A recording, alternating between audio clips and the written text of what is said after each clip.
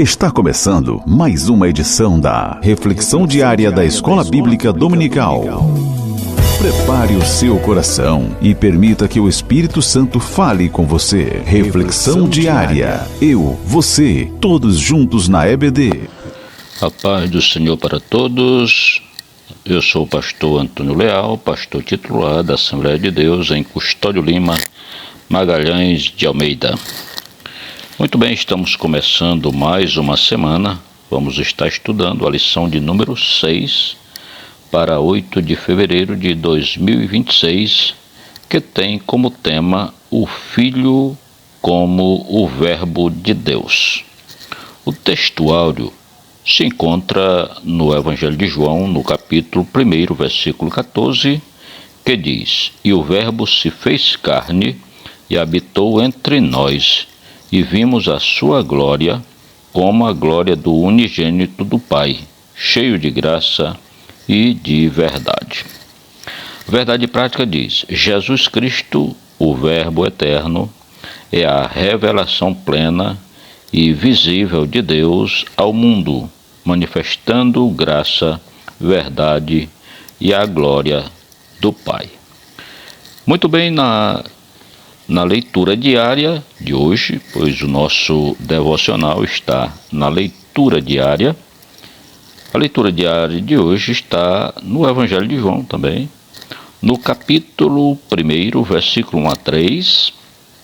Inclusive, nós já tivemos leitura diária falando nesse assunto, mas hoje nós vamos apresentar o Verbo eterno e divino.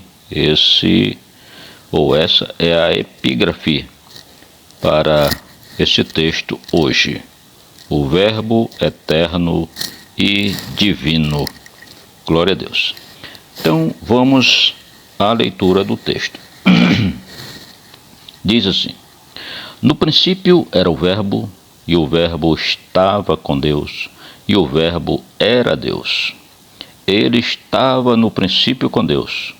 Todas as coisas foram feitas por ele, e sem ele nada do que foi feito se fez." Pois bem, meus amados irmãos e todos os que nos assistem, eu quero primeiramente agradecer a todos aqueles que já se inscreveram no nosso canal e que acompanham o nosso devocional. Muito obrigado, que Deus abençoe a sua vida. Hoje nós vamos também, no nosso devocional, ao mesmo tempo refutar o unicismo, ou o modalismo, ou sabelianismo, porque o unicismo vem do modalismo. Na verdade, o modalismo moderno, né?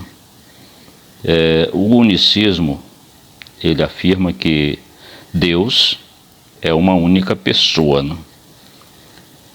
Eles afirmam que Pai, Filho e Espírito são apenas modos, manifestações ou títulos, né?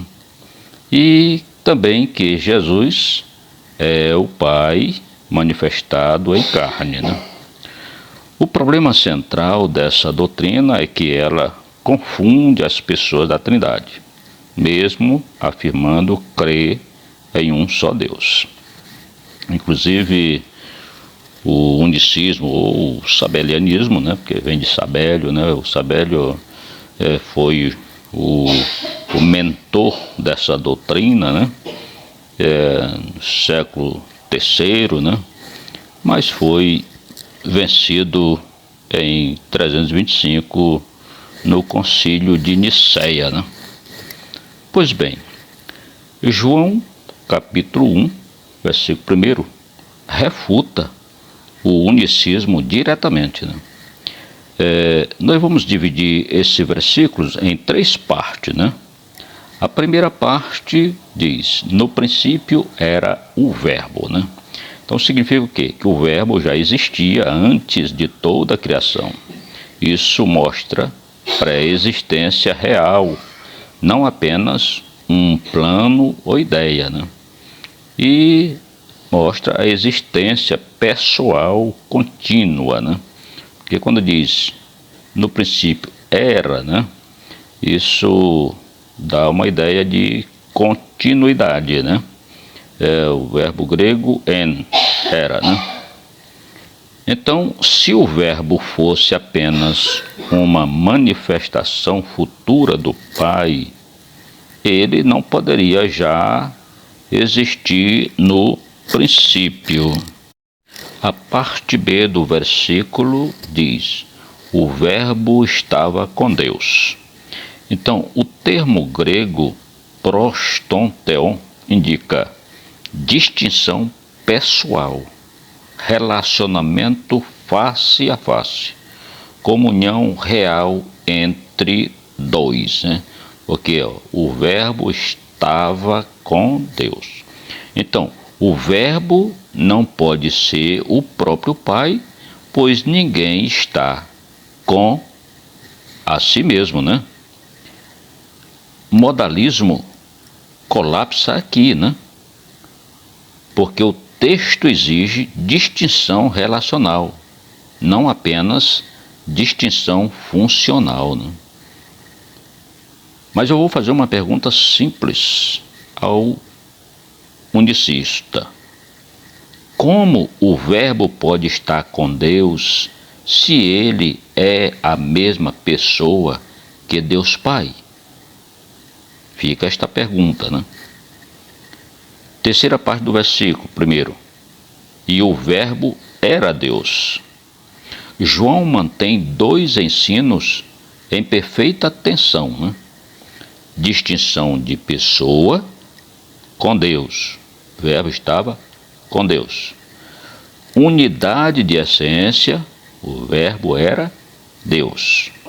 Então, o unicismo aceita a divindade, mas nega a distinção pessoal, o que João afirma claramente. João não diz o verbo era o Pai, mas sim o verbo era Deus. Então, essência divina não é o mesmo que identidade pessoal. Agora vamos para o versículo de número 2. João capítulo 1, versículo 2 reforça a distinção eterna. João diz: ele estava no princípio com Deus. João repete a afirmação para eliminar ambiguidades. Essa relação não começou na encarnação. Não é um papel temporário. É eterno. Logo, o Filho não passou a existir como pessoa em Belém. Ele sempre esteve com o Pai. Então, isto João repete claramente para distinguir a pessoa do Filho. Ele estava no princípio com Deus. Glória a Jesus.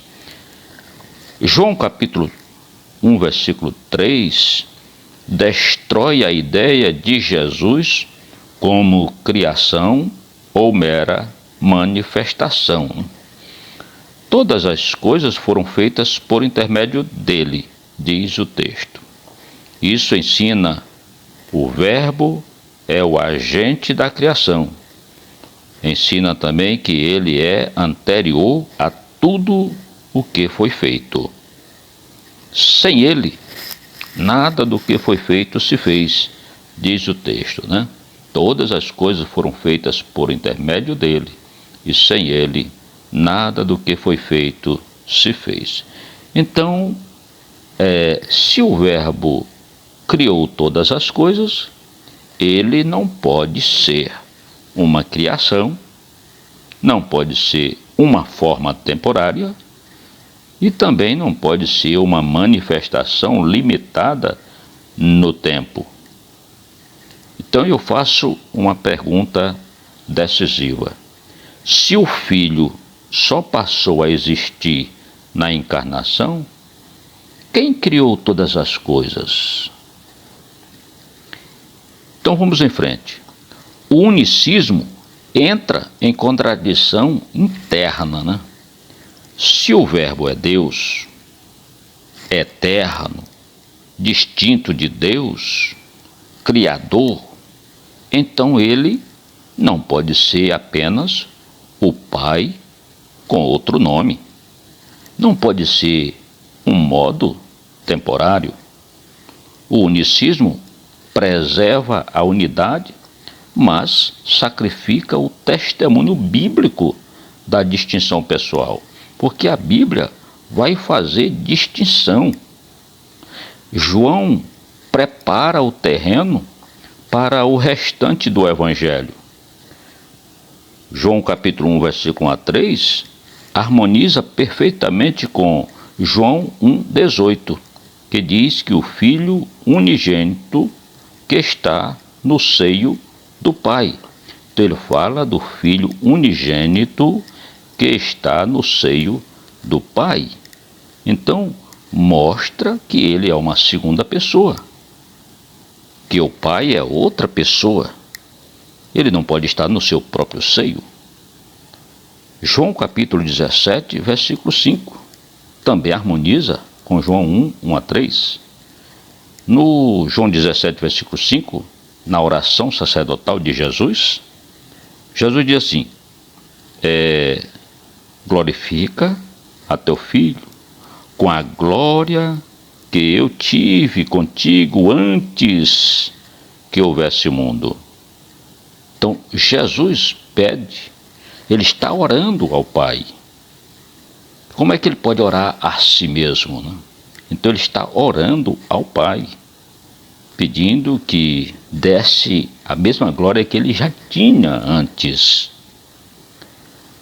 Temos também o João 14, versículo 16, falando agora do Espírito Santo, que é outro Consolador. Então não pode ser o mesmo, não pode ser o Jesus, não pode ser o Pai, é outro Consolador. Então, o mesmo João jamais ensinaria uma teologia modalista, né? E para concluir, João capítulo 1, versículo 1 a 3, nos ensina que há um só Deus, ensina o monoteísmo bíblico, e que há distinção entre as pessoas, né? E essa distinção é uma distinção eterna de pessoas. O Verbo é plenamente Deus e eternamente com o Pai. É o que nós aprendemos nesse texto. Então, o unicismo não é apenas uma leitura diferente. Ele não consegue explicar o texto sem forçá-lo. A Trindade não é um acréscimo filosófico, é a única leitura que faz justiça ao texto bíblico. Glória a Deus. Portanto, a Bíblia não dá margem para esse tipo de interpretação, como interpreta os unicistas. As pessoas são distintas, são eternas, têm a mesma essência. Então Deus é uma essência e Jesus é Deus em essência. Que Deus em Cristo nos abençoe, nos dê da sua graça e abençoe a sua vida hoje e para sempre. A graça de nosso Senhor Jesus Cristo e o amor de Deus nosso Pai e a comunhão do Espírito Santo seja com todos nós, hoje e para todos sempre. Amém. E até o próximo, se Deus quiser. Encerramos mais um momento especial da nossa reflexão diária EBD. Que a palavra de hoje continue ecoando no seu coração.